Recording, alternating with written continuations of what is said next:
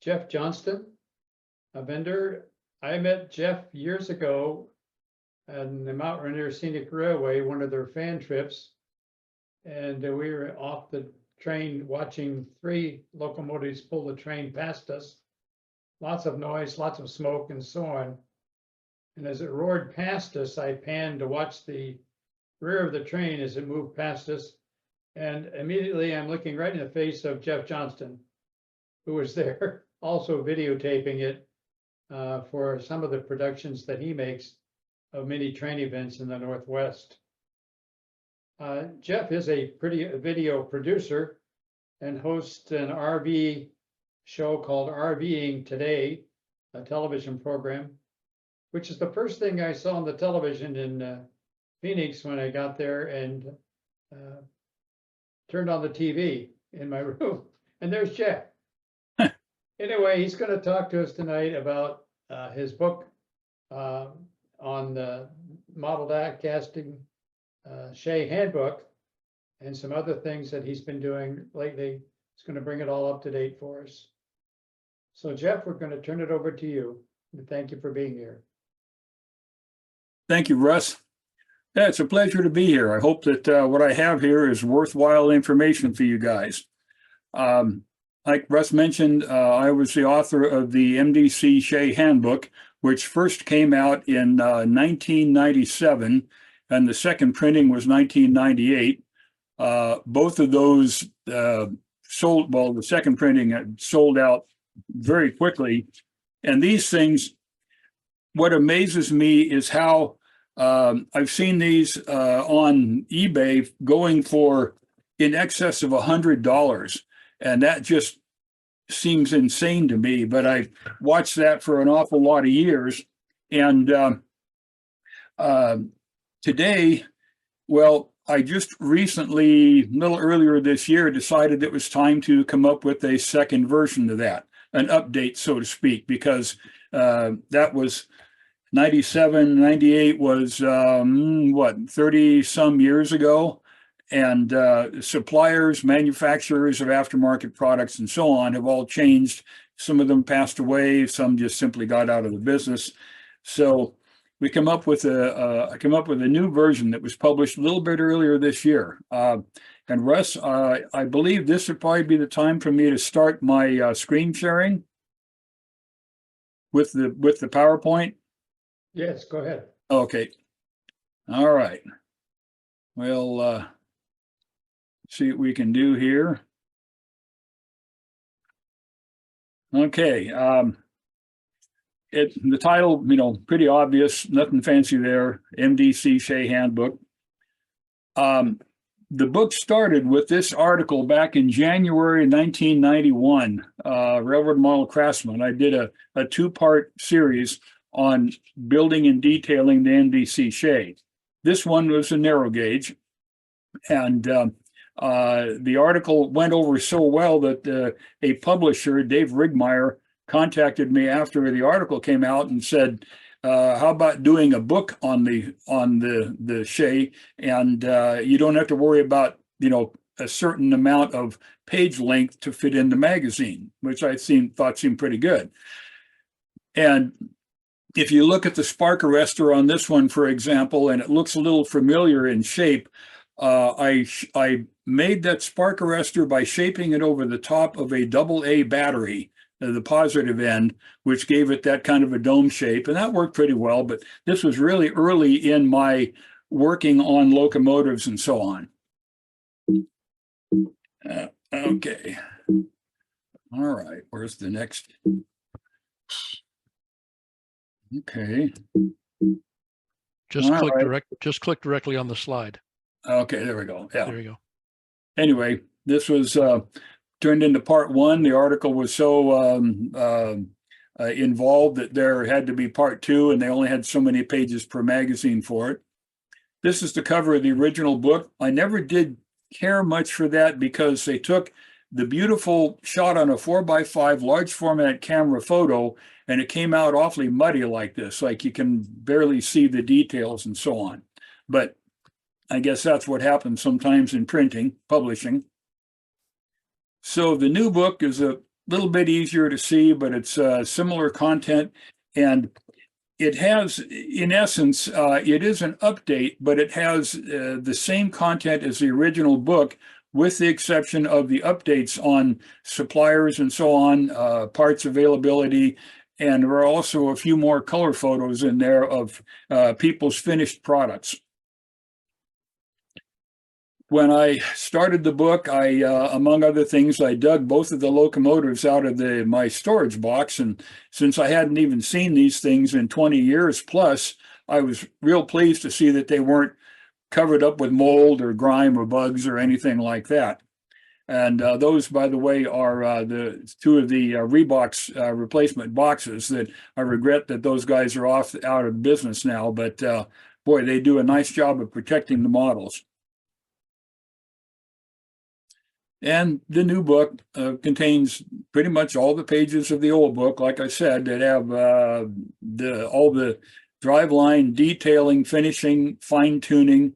This is the page from the most complicated part to write, which was trying to explain about backlash between the gears and the driveline, and writing that up in such a way that your average modeler who's not an engineer or a mechanic could understand. But I've heard some pretty good reports about it over the years, so I kind of presume that it more or less did the trick. And the new one includes, like I said, sources for things like the Northwest Shortline hardware, the detail-specific kits, and so on. I'm sure most of you guys are familiar with Keith Weissman's operation, and he's the guy who pretty much has most of these parts and pieces available now, or he has them and they are scheduled to be added to his stock at some point in the future, I suppose. And it has really amazed me how many people are still working on these kits. And since they haven't been sold on model die casting, stopped manufacturing them back, I think, early 2000s, something like that. And I think at one point they told me that when they were building and selling those kits actively, there were about 5,000 kits per year sold. And I don't know how many years they went on like that, but I think that there are a bunch of these kits sitting on people's workbench shelves and so on.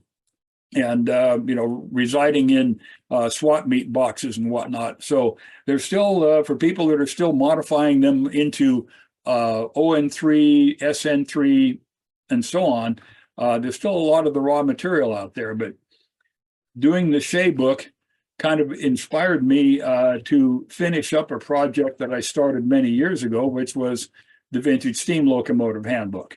And this was pretty much looking at improving and upgrading older model steam locomotives, not the current Broadway Limited and other modern DCC wonders, but this is looking, like I said, Mantua, Athearn, Rivarossi, MDC, and others.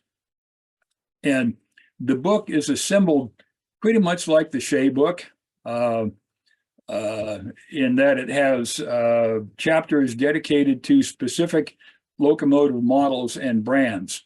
And each of these chapters then goes through, well, this is like a shot from the contact wiper chapter about adding a contact wiper to the inside of the frame of this was an SP MK10 Mikado, what the box says, but it's actually a Minarets and Western Railway tender locomotive, one of the locomotives the company purchased. There's a lot of information on there. Just about every project has contact wipers, because this is one of the things that people they have a locomotive has trouble running, and sometimes the first thing that they do is figure, oh, I got to oil it. So they slop a bunch of oil on it, on the side rods, and get it all over the tracks, and it gets pretty goopy, but it's actually just poor electrical pickup. And the book has information on adding contact wipers to a bunch of different kinds of locomotives. In this case, these, I think, are from a Rivarossi cab forward, one of the later generation ones that has RP25 flanges on the wheels, the newer model locomotive, more or less. Also a chapter on driveline replacement, getting rid of the little rubber tubing and using things like, well, I use mostly the Northwest Shortline horned ball and cup type driveline parts because they're so universal and they're pretty easy to adapt. This particular chassis, I believe, is a Northwest Shortline Cosmos number 11 articulated. If I remember right, it's been a lot of years since I took this photo, so pardon me if I'm a little bit forgetful on that. The book has a lot of information on adding decoders to early model locomotives that were not set up for sound decoders, or for any decoders, really. They're, and when I was working on a lot of these book projects were the mid-90s, and I didn't use really much any sound at the time, but sound, of course, came along later when I realized how important it was, or could be. And we don't skimp on the details about disassembling things. Something that always bugged me when I would read an article in one of the model railroad magazines was a mention, disassemble the locomotive and do this thing to the drivetrain. Well, how do you disassemble the locomotive? Where are the screws? What does it take to get the whole thing apart? And I understand some of today's models are really, really complicated in that respect. So we go through that kind of information in this as much as we can. In this case, what you're looking at, I believe, is a Bachmann, what they called a War Baby Northern. One of the early generation ones. It's not a real high-tech locomotive, but with proper modification, a little bit of work, it runs okay and can look okay.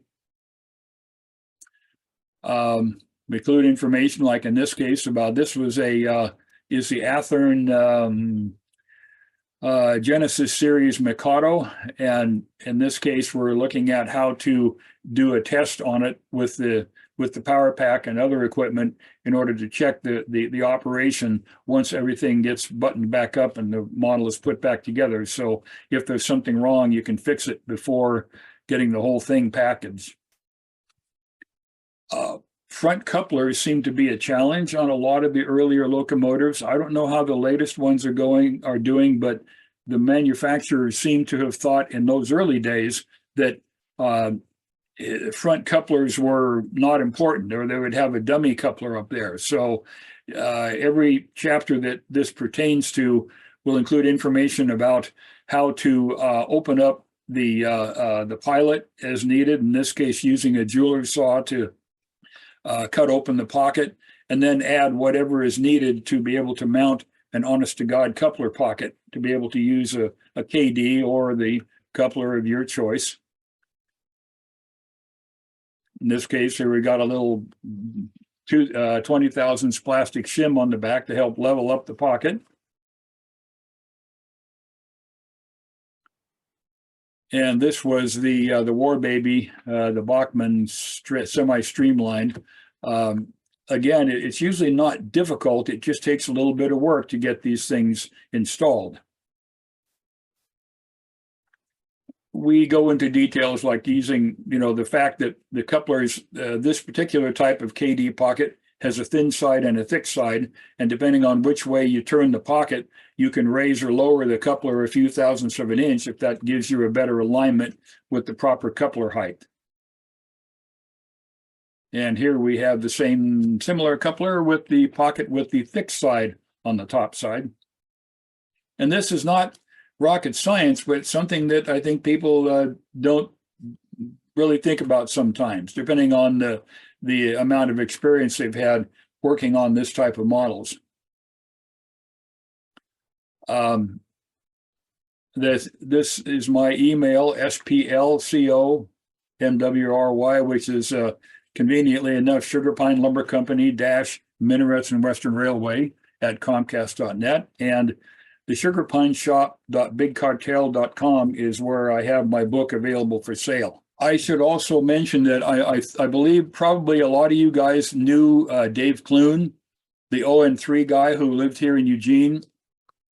Dave lived about half or 3/4 of a mile down the hill from us here, and we were regulars at his operating sessions. But I also do have a DVD that's all about his railroad, about 85 minutes worth of run session and details about the layout, interview with Dave, and so on. And from what I've been hearing about people talking about the Shay Handbook, the new one, I haven't heard any objections yet. People seem to like it and seem to like what they're able to get there.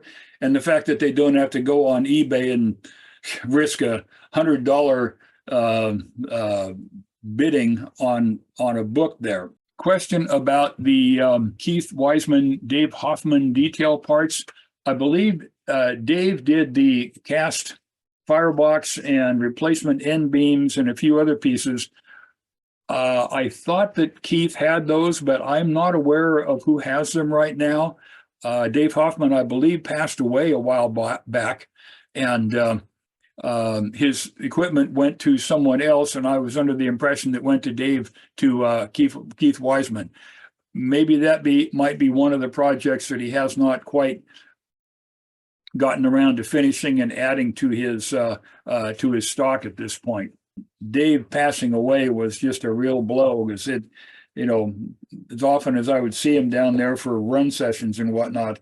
But I think that the video pretty well captures what would be, worth seeing about his layout and worth knowing about it. Mark Lachey asked about recommendations where to best source one of the MDC Shay kits. Boy, eBay, swap meets. Every time I go through a swap meet, I kind of keep my eyes open to do a brief survey, and I see them out there. There are kits there. There are kits that are partly assembled where people start building it, and then they get to a certain point and say, oh my gosh, they throw their hands up and say, I better put this back on the shelf. Back in 2004, and there it is. So I'm sorry, there's no one reliable place to go and find the kits, other than doing the swap meet routine or eBay. In fact, I think I have one of the narrow gauge kits out in my shop that I need to put up there and get sold myself, since I'm not going to be building it. One of my relatives gave it to me a while back, and didn't realize that I did the two for the book, but my prototype and our model doesn't use that type of shays, so we won't be doing any more, in particular, no narrow gauge ones.